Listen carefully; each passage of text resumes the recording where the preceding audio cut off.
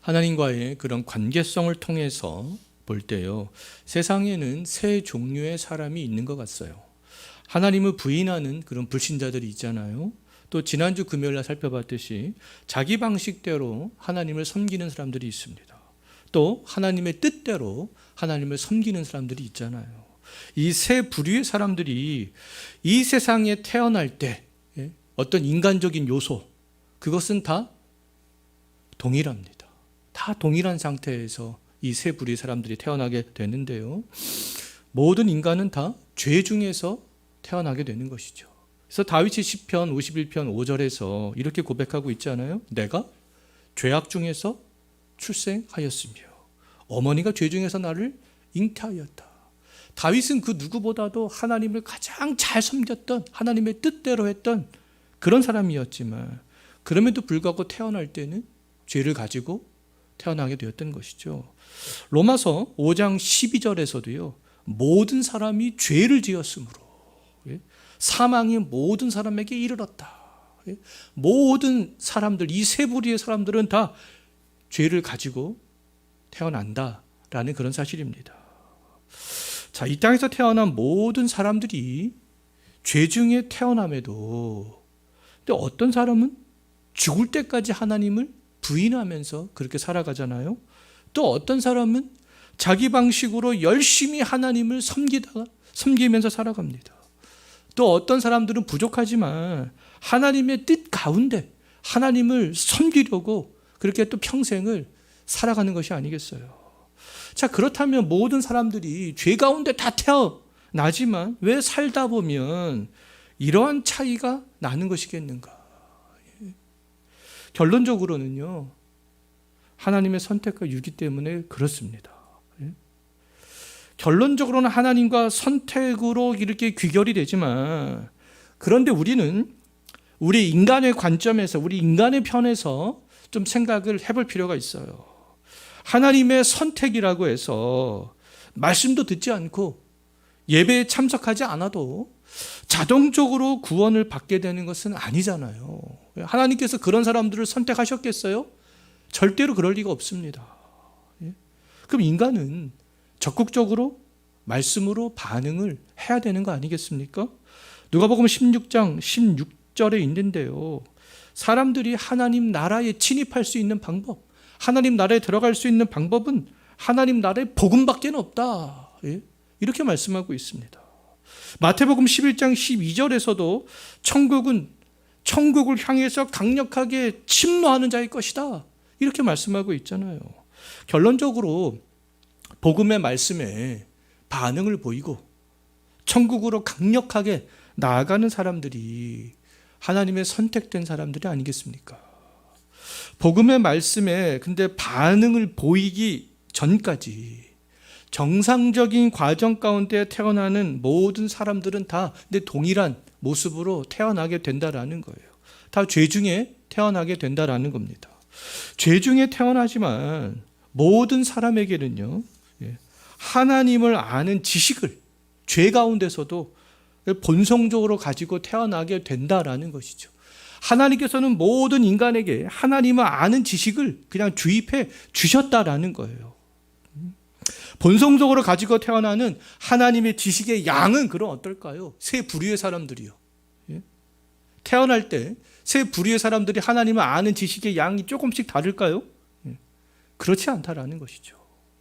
세 부류의 사람들은 하나님을 아는 지식의 양은 다 동일합니다. 어떤 사람은 하나님에 대한 지식을 더 많이 가지고 태어나고, 또 어떤 사람은 하나님에 대한 지식을 중간적으로 가지고 태어나고, 또 어떤 사람은 하나님에 대한 지식을 아예 없는 상태에서 그렇게 태어나지 않는다라는 것이죠. 하나님의 방식으로 하나님을 섬기던 사람이든지 자기 방식으로 하나님을 섬기던 사람이든지 불신자든 태어날 때는 하나님을 아는 지식을 다 동일하게 가지고 있다는 겁니다. 오늘 본문 19절에서 그것들을 증명해 주고 있는데요, 한번 보십시오. 모든 인간은 어떤 상태로 태어난다고 말씀하고 있어요? 하나님을 알만한 지식을 가지고 있다. 하나님을 알만한 지식들을 다 갖고 있다라는 거예요. 태어나는 모든 인간들은 본성적으로. 그래서 칼빈은요, 하나님을 알만한 지식을 신의식, 또는 종교의 씨앗, 이렇게 이야기하기도 했습니다. 그럼 하나님은 모든 인간에게 하나님을 알 수 있는 지식들을 이미 다 주셨다라는 거잖아요. 자, 고대 사회는요, 오늘날처럼 모든 대륙과 나라와 민족이 연결되어 있지 않았잖아요. 다 단절되어져 있습니다. 오늘날에는 각종 매체와 교통수단의 발달로 전 세계가 하루권이지만 고대 사회는 그렇지 않았잖아요. 15세기 후반에 콜럼버스가 신대륙을 발견하기 전까지는 유럽 사회에서는 신대륙의 존재를 전혀 알지 못했습니다. 신대륙과는 완전히 유럽 사회는 단절이 되어져 있었잖아요. 그럼에도 이 유럽 대륙과 이 신대륙에는 공통점이 있었어요. 유럽에 있는 사람들도 신대륙에 있는 사람들도 다 신을 섬겼다라는 겁니다. 신을 섬기는 대상은 비록 달랐지만 다 신을 섬겼다라는 것이죠. 고대의 아시아와 아프리카와 유럽과 아메리카는 다 서로 단절이 되어져 있음에도 불구하고 공통적으로 나타난 현상이 뭐냐면 다 신전 문화였습니다.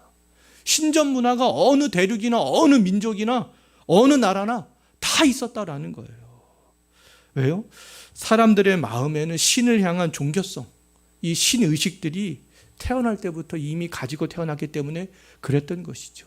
종교성들이 다 발현되었기 때문에 자기들 나름대로 그런 신전 문화를, 신들을 만들어서 섬겼던 것이 아니겠어요.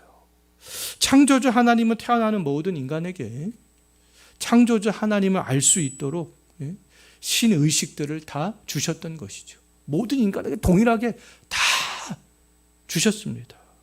하나님이 주신 이 신의식 때문에 본성적으로요, 모든 인간은 어떤 민족이든지 어디에 살든지 인간이라면 신에 대해서, 하나님에 대해서 다 생각을 할 수 있는 것이죠.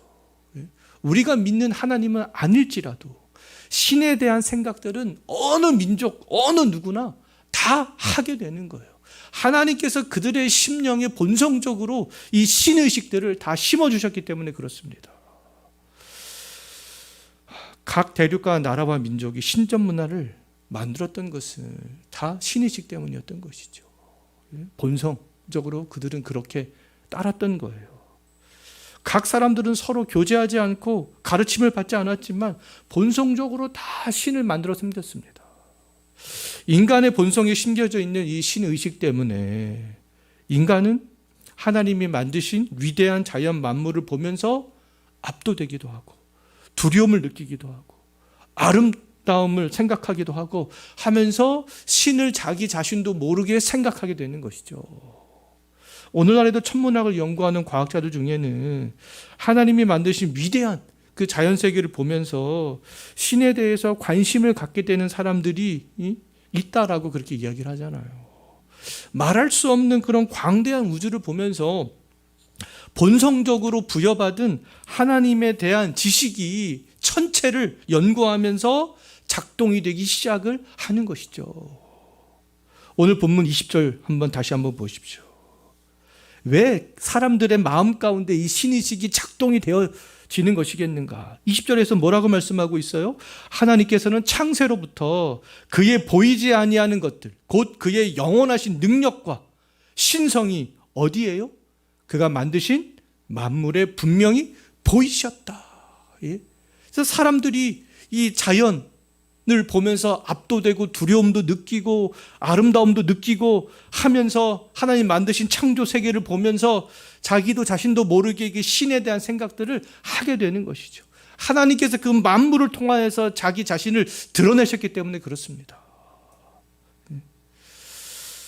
이러한 신의식은요, 인간의 의지와 상관없이 본성적으로 작동이 되어지는 거예요. 그 신의식이 모든 인간에게 다 있기 때문에 그렇습니다. 로마서 2장 14절에서는 어떤 말씀을 하고 있냐면요, 율법이 없는 이방인이라 할지라도, 그들은 하나님의 이 율법을 모르잖아요. 이방인들은.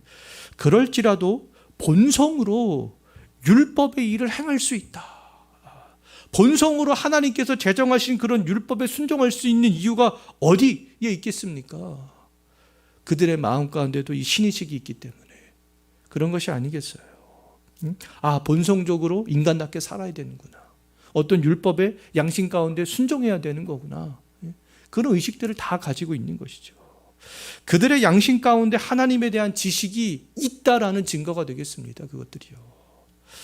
이와 같이 모든 인간은 태어날 때부터 하나님을 아는 지식을 다 가지고 태어나요. 이러한 신의식은 불신자에게도 자기 열심으로 하나님을 섬기는 사람들에게도 신실한 그리스도인들에게도 공통적으로 다 있는 거예요. 하나님에 대한 이러한 지식은 모든 사람들이 다 가지고 태어나는 것이 되겠습니다.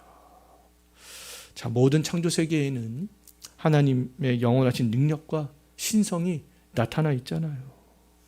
그래서 모든 인간은 본성적으로 부여받은 그 신의식을 통하여서 이 창조 세계를 보면서 신 존재를 자기 자신도 모르는 사이에 생각하게 되는 것이죠.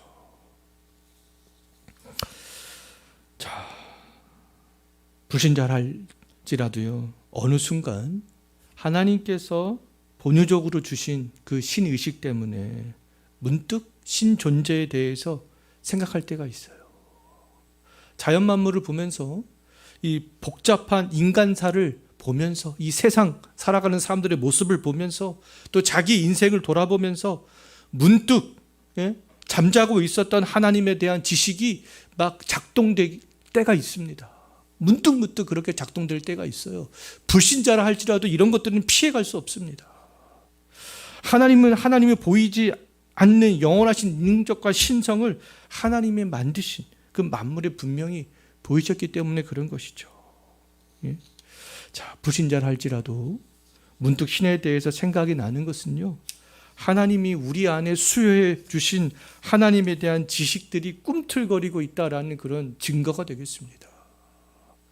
자연의 그러면 위대함을 보면서 우리 인생의 희노애락을 경험하면서 그리스도의 몸된 이 교회가 성도들의 헌신과 수고를 통해서 세상과는 다른 방식으로 세워져가는 것들을 보면서 하나님에 대한 지식이, 신에 대한 생각들이 문득 그 누구나 다 생각날 수 있습니다. 저런 교회라는 집단은 어느 집단이기 때문에 저렇게 살아가나, 저들의 중심에는 뭐가 있길래 도대체 저들이 저렇게 살아가나. 이것이 로마 시대의 초대 교회 교인들의 모습이었잖아요. 우리 본성에 심겨진 신의식이 작동이 되기 위해서, 그렇다면 우리 믿지 않는 배우자와 우리 자녀들과 자연의 위대함들을 경험할 수 있는 여행을 하는 것들은 굉장히 긍정적이다라고 말할 수 있겠습니다. 그곳에 하나님의 능력과 신성이 나타나 있기 때문에 그런 거 아니겠어요? 그런 것들을 보면서 문득 믿지 않는 우리의 가족이라도 신에 대한 생각들을 할 수 있기 때문에 그렇습니다. 또 인생과 인간사에 대한 이야기를 많이 해볼 필요가 있어요. 하나님께서 이 세상을 통하여서, 이 인간사를 통하여서 하나님을 드러내셨기 때문에 그렇습니다. 또 세상과 다른 공동체인 이 교회에 대한 이야기를 우리가 많이 하는 것도 아주 신에 대한 생각을 함에 있어서 긍정적인 역할들을 하게 할 수 있습니다. 그러면 나도, 우리의 가족들도 하나님께서 모든 인간에게 동일하게 주신 그런 신의식이 발현이 될 수 있는 것이죠. 그런 것들을 보면서, 이야기하면서 신의식이 발현될 수 있습니다. 신의식이 그렇게 발현이 될 때 신앙이 또 성장할 수 있는 기회가 될 수 있고요, 불신자라 할지라도 복음을 들을 수 있는 그런 좋은 기회가 될 수 있습니다. 그때 복음을 전할 수 있는 그런 기회로 삼는 거죠. 특히 자연을 탐구하는 것은요, 잠자고 있던 하나님에 대한 지식이 살아날 수 있는 좋은 기회가 될 수 있어요. 시편 19편 1절에서 이렇게 말씀하고 있잖아요. 하늘이 하나님의 영광을 선포한다. 하늘만 봐도 그냥 그 하늘이 하나님의 영광을 선포하고 있다라는 거잖아요. 예? 궁창이 그의 손으로 하신 일들을 나타낸다. 예? 하나님께서 자연 만물을 만드신 그런 공간들, 하나님 그 궁창을 다 채우셨잖아요. 새들이 날아다니고, 예? 이 자연에 있는 그것들을 하나님께서 다 나타내셨기 때문에 그것만 봐도, 그것만 유심히 잘 보고 이 자연의 이치만 생각해도 하나님에 대한 존재를 생각할 수 있게 되는 것이죠. 또 자연을 볼 때 또한 사도행전 14장 6절 말씀을 보면요, 하나님이 하늘로부터 비를 내리시고 결실기를 주시는 선한 일을 하신다. 그것들을 알 수 있습니다. 하나님의 율법을 알지 못하는 그 이방인들은 하나님이 창조하신 이 자연 세계를 보면서 이미 심겨져 있는 신의식으로 신에 대해서, 하나님에 대해서 생각할 수 있게 되는 것이죠. 하늘이 하나님의 영광을 선포한다. 궁창이 그의 손으로 하신 일들을 나타낸다. 그것만 봐도 신에 대한 생각들이 불현듯 올라올 수 있습니다. 자, 우리 안에는 하나님을 알만한 지식이 이미 있습니다. 이미 있어요. 모든 인간에게 하나님을 알만한 지식들을 이미 다 선물로 주신 것이죠. 차별 없이 태어날 때 다 동일하게 하나님을 알만한 지식을 다 주셨습니다. 하나님을 이 아는 지식은 언제든지 어느 상황에서든지 작동이 될 수 있어요. 자연 만물을 볼 때 언제나 작동될 수 있습니다. 불현듯 작동될 수 있어요. 자연을 보면서 하나님을 아는 지식은 또 자극받을 수 있죠. 이 신의식이 자극이 되면 하나님의 존재에 대해서 그 어느 때보다도 깊이 생각할 수 있는 그런 좋은 기회가 될 수 있고요. 또 복음을 증거할 수 있는 그런 좋은 기회가 될 수 있을 것이라 이렇게 생각이 됩니다. 자, 오늘 이 시간에 우리 말씀을 생각하면서 우리 잠깐 또 기도하는 시간을 갖겠는데요. 자연 만물을 보면서 하나님이 우리에게 주신 하나님을 알고자 하는 지식이 더욱더 강하게 그렇게 작동이 되어질 수 있었으면 좋겠습니다. 하나님, 저 위대한 자연을 보면서 하나님 더 알고 싶습니다. 하나님께 영광을 올려드리는 그런 존재가 되고 싶습니다. 그런 지식이 더욱더 강하게 작동이 되어질 수 있도록 기도하시고, 그리고 믿지 않는 우리의 가족들도 하나님의 창조 세계를 보면서 신존재를 생각할 수 있도록 그런 기회가 되고 계기가 될 수 있도록 그것을 위해서 기도하시고, 신존재를 생각할 때 말씀이 그때 들어가 구원에 이를 수 있도록 우리가 이것을 위하여서 다 같이 이 시간에 기도했으면 좋겠습니다.